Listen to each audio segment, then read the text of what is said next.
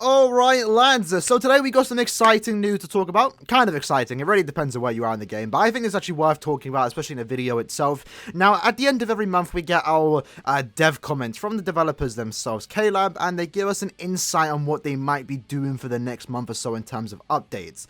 This time though, it wasn't anything too big. Like last month was kind of crazy, right? We got the 5x epic raid announcements, the limited time quest changing from daily to weekly. Still haven't got that just yet, but we are getting the epic raid stuff at the end of the month, which is kind of exciting. Speaking of the epic raid stuff, on your screen right now is the updated shop for the normal epic raid. Keep in mind normal, which looks very good. In fact, nothing's bad about it. You're still getting the $100 from a normal epic raid. You're still getting the transcendence materials. In fact, now there's actually more stuff. So this epic raid shop is looking to be very good, and the blank items, by the way, are actually just super links or potions. So pretty cool stuff all around. Updates looking very good. Excited to actually start farming epic raids at the end of the month, which is something I never thought I'd actually say, but here we are. That said though, let's talk about the developer comments that we did get this month around. Now, before we do get into the developer comments, they do mention just some stuff beforehand, how like, did you enjoy the Burn the Witch collaboration? Overall, I pretty much did. It was definitely better compared to last year, because this time we had more stuff to do with the Burn the Witch themed Season 4 arena. We had the Cons Epic Raid Challenge thing with the Burn the Witch questions. That was kind of cool. We also had 2x IZ. Overall, some decent stuff. Could be better, but definitely better than last year. So we're improving over time. And then they also do mention stuff about the Burn the Witch Round 3 was announced. That might come out eventually. My guess is in 6 months' time. I would say maybe mid-month April. Around April time is when we should expect to see round 3. If it happens sometime sooner or before or later, that's not really too surprising. The way they announced round 3, it more so felt like it was just greenlit for the most part. It didn't feel like, okay, round 3 is coming next week, right? It just didn't feel like that. So my guess for round 3 is in 6 months time, so let's just say April time, right? And then they also do mention about the update that we did get on the 25th with the use more summon tickets at once, the character level indicators, and the epic raid adjustments. And they again once more apologize for the fact that it took them long to even get the level indicator update out, and they now need to rework this part because again it wasn't satisfying. It was actually very bad. That said though, now let's talk about the developer comments. So dev comment number 1, about story events. We will be adding another difficulty to the extra quests in the story events. Okay, interesting, right? And then they go and mention that this will be a quest that can only be cleared once, and it will give you a large amount of event points. This means you'll be able to get even more points with a lower soul ticket cost. We are still developing this stage, so details may change, but this quest is planned to be more difficult than the existing extra stage quest. We hope you enjoy it when it comes out.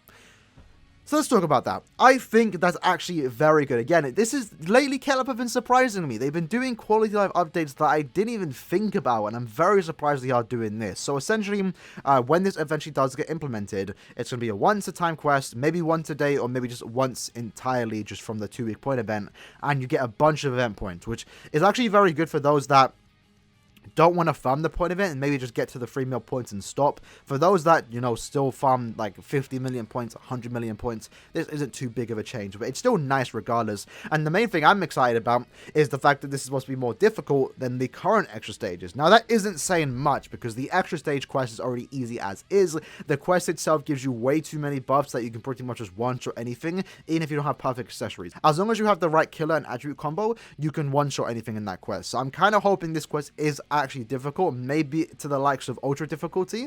It is a single player quest, so it wouldn't be that hard. It's really hard for KLab to make single player quests really difficult. But either way, I'm looking forward to it. As long as it's something you don't have to farm, then it warrants it being very toxic. I wouldn't even mind if they put the 80% dodge stuff into the quest, because the main point is you just clear it once and you're done, and you don't have to farm it. And I'm not sure how much points they are going to be giving. They didn't entirely mention if it's once a day or just once in 2 weeks.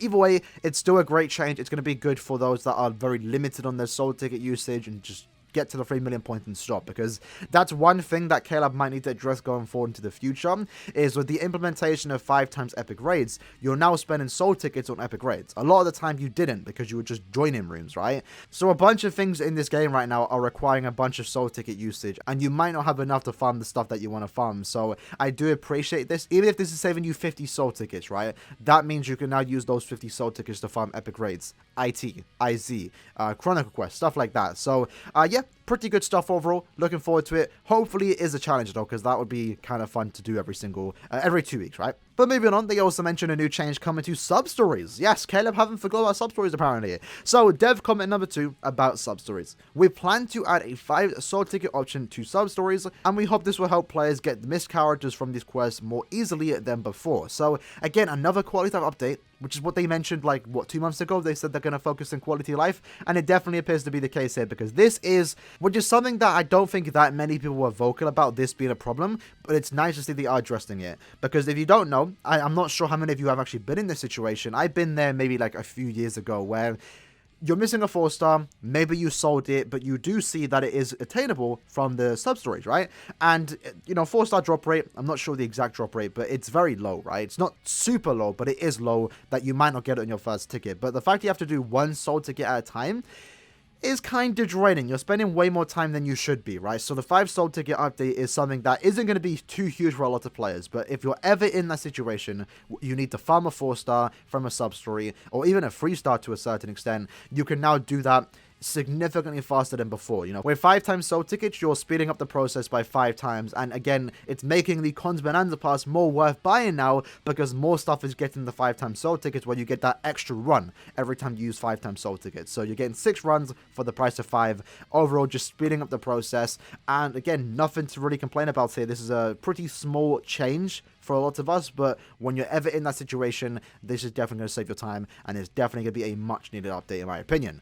And then after that, dev comment number 3, which I kind of find funny, about in-game misconduct. We have received many reports about misconduct in the game this month. This year, we added a system that will automatically detect misconduct and block players. However, recently, we are noticing more players getting around the system. We want you to know that we are aware and working on the problem, but cannot divulge any specific information on the measures we will implement and when.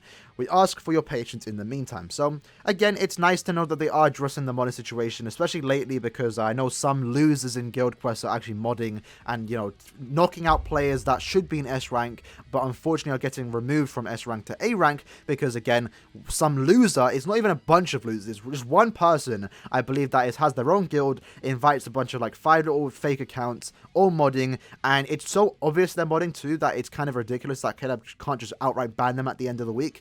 Wish they would do that, but it's nice to see that they are, addressing the situation, especially for those players out there that they don't get sus scores, right? Hopefully I'm not calling anyone out, right? But I know there's gonna be maybe 1 or 2 people in S rank, right, that do mod guild quests, but they don't get a suspicious score. They make it look legit, so Caleb can't notice it. So I would never complain to Caleb trying to fix the modding situation, because there's too many people modding right now. It's kind of ridiculous. I know some people don't care and actually encourage modding in co-op lobbies, for example, but do understand the players that are doing that are therefore then getting an unfair advantage for guild quests, right? Which might eventually knock you out, but I don't really mind those particularly. I mean, they are still annoying, but it's not that big of a deal for me personally. But the ones that are a huge deal are the losers that are making their own guild, inviting 5 fake accounts, and then just getting a stupidly high score that is knocking players out of S rank that should rightfully be there.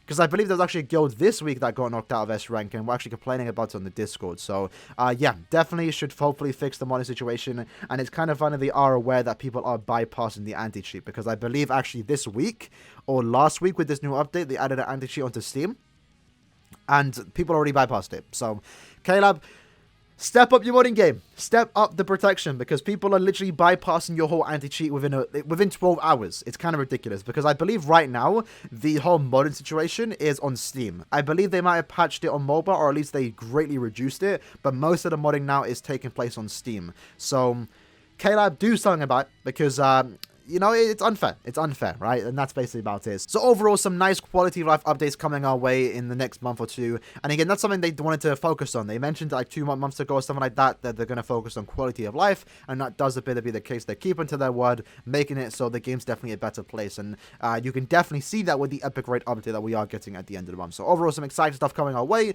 Let me know what you'd like to think about this in the comments below. And I'll see you guys in the next one. Peace.